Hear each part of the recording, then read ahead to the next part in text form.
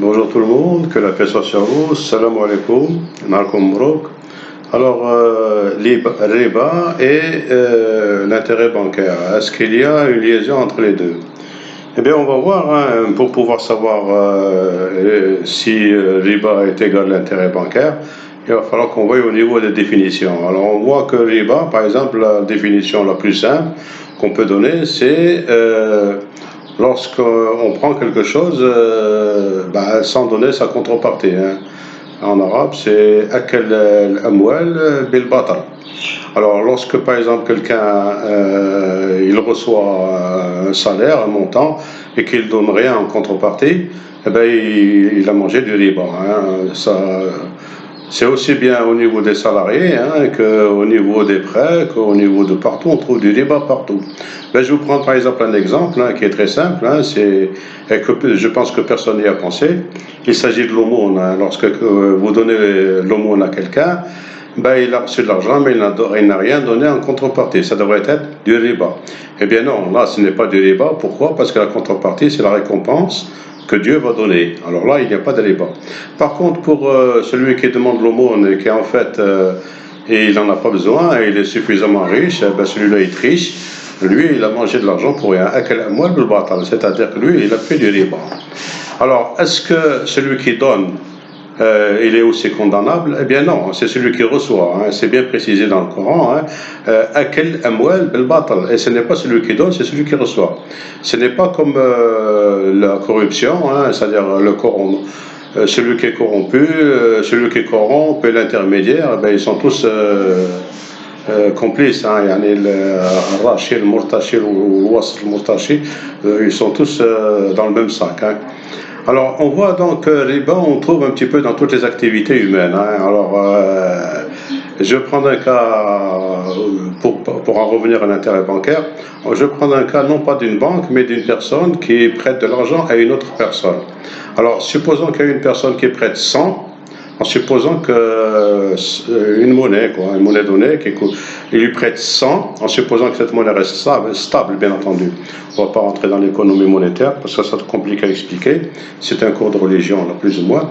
Alors, il prête 100 et il dit, bon, dans une année, tu vas me donner 110. Ben là, il y a du riba, parce qu'en fait, 100, il les a prêtés. Que ces 100 soient chez lui ou soit ailleurs, et ça sera toujours 100, hein. Donc, les 10, c'est du riba. Alors, par contre, si cette personne, enfin il y a une personne qui vient chez son ami ou chez quelqu'un, il dit prête-moi 100. Et ce quelqu'un, il n'a pas 100, il ne les a pas. Il lui dit, bon, moi je veux bien te débrouiller 100, je vais chercher à droite et à gauche, mais il faut me payer un salaire. Il faut me donner de l'argent en fonction de mes recherches, hein. Je vais te les trouver, je vais donc travailler. Tu me donneras 10. Donc celui-là, à la fin de l'année, lorsqu'il va lui rembourser l'argent, il va lui rembourser 100 qui ne lui appartient pas, et il va lui donner 10, c'est son salaire. Là, il n'y a pas de riba. Là, il a effectué un salaire, il y a une contrepartie. Alors, c'est un petit peu la même chose au niveau des banques, hein. Alors, lorsqu'une banque prête de l'argent, c'est pas son argent à elle, c'est l'argent des déposants. C'est-à-dire que son argent à elle, il est surtout dans les investissements, c'est-à-dire l'immeuble, les coffres, la sécurité, les salaires, et les micros, enfin, il y a tout un ensemble d'investissements que la banque a effectué. Donc là, on voit que elle a effectué un salaire, elle a effectué un travail pour pouvoir récupérer l'argent de ses déposants. Il a fallu qu'elle fasse de la publicité, il a fallu qu'elle court à droite et à gauche pour pouvoir réunir l'argent nécessaire pour pouvoir le prêter. Donc ce travail qu'elle a effectué, ce n'est pas du riba. Elle a fait un travail. Donc il est normal que quand quelqu'un fait un service, on le paye, hein. Alors là, je ne vais pas rentrer dans les détails pour pas que la vidéo soit trop longue. Alors, je vais rentrer dans un autre cas. Bon, on va rentrer avant d'en parler, parce que là, on va rentrer dans l'économie monétaire et je ne voudrais pas en faire dans cette vidéo-là. Alors, si par exemple, quelqu'un dit, bon, moi, la banque, elle me demande un intérêt, je veux construire une maison et je suis dans l'obligation de prendre l'argent, est-ce que c'est haram ou c'est pas haram? Non, c'est pas haram, c'est pas toi qui prends du riba. toi tu es obligé de donner. Celui qui prend du riba, c'est celui qui te demande. C'est lui qui est en train de te tricher, de te truander. Il est en train de te demander quelque chose sans donner de contrepartie. Mais toi, tu es coincé, tu es obligé de les donner. Toi, tu n'as pas pris de riba. Tu n'as pas pris akal amwal bil batal. C'est celui qui akal amwal bil batal qui a pris du riba. Bon, voilà pour la question. Maintenant, revenons à la monnaie. Revenons à la monnaie pour essayer de comprendre un peu d'autres cas. Il y a beaucoup de cas, mais je ne vais pas rentrer dans tous les détails. La monnaie, en fait, elle a trois valeurs. Elle a la valeur faciale, elle a la valeur pouvoir d'achat et elle a une valeur commerciale également. Alors, si on prend en valeur pouvoir d'achat, en valeur faciale, on prend par exemple $100. Alors, 100, c'est sa valeur faciale. C'est ce qui est écrit, c'est le chiffre qui est écrit sur le billet qui est une valeur faciale. Si on prend en face une autre monnaie, on prend 100 euros, c'est toujours la même valeur faciale. 100 euros et $100, tous les deux ont la même valeur faciale. Mais ils n'ont pas le même pouvoir d'achat. Ils n'ont même pas la même valeur en pouvoir d'achat. Alors voilà la différence. Et pour ce qui est de la valeur commerciale, là, c'est au niveau des négociations, au niveau de la bourse. Bon, c'est trop long à expliquer, on ne va pas rentrer dans les détails.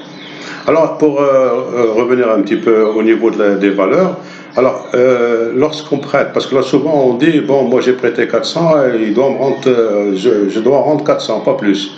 Eh bien, non, si on vient chercher, parce qu'il y a des éléments qui rentrent dans la monnaie.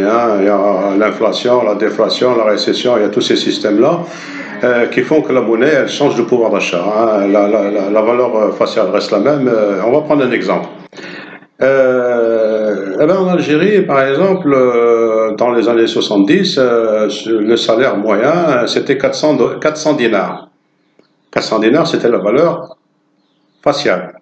Alors, avec 400 dinars, les gens pouvaient vivre très bien, c'est-à-dire ils payaient largement leur loyer, l'électricité, l'eau, en famille, ses enfants, la scolarisation, les vêtements, et ils pouvaient mettre une épargne même, avec 400 dinars. Alors, supposons que ce moment-là, dans les années 70, quelqu'un a prêté à un autre 400 dinars. Et en 2020, actuellement, le bonhomme lui dit, bon, tu m'as prêté 400 dinars en 70, en 1970, voilà tes 400 dinars. On voit donc 400 dinars en 1970, on pouvait vivre un mois confortablement et faire une épargne. Alors que 400 dinars actuellement, c'est la même valeur faciale, mais ça n'a pas le même pouvoir d'achat. C'est-à-dire qu'avec 400 dinars actuellement, on ne peut même pas acheter un poulet. Alors, voyons, donc quand il y a un prêt, il faut tenir compte du fait, est-ce qu'on a prêté une valeur faciale ou bien est-ce qu'on a prêté un pouvoir d'achat? Bon, je m'arrête là, parce que ça reste un peu, j'aime pas faire des vidéos trop longues. Alors, j'espère que vous avez compris, astaghfirullah li wa lakum wa alhamdulillahi rabbil alamin.